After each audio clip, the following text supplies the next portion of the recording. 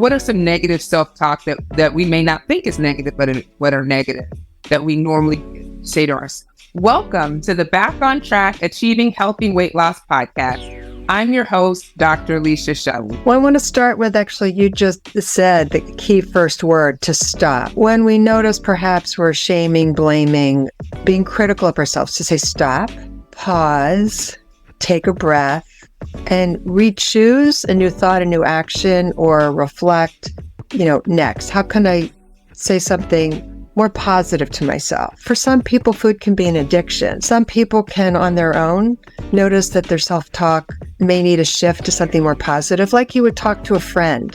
You can do it. It's manageable to re-choose your portion sizes and eat slowly and ask yourself, what do I really need right now? And is this helpful? For more information, check out the Back on Track Achieving Healthy Weight Loss podcast.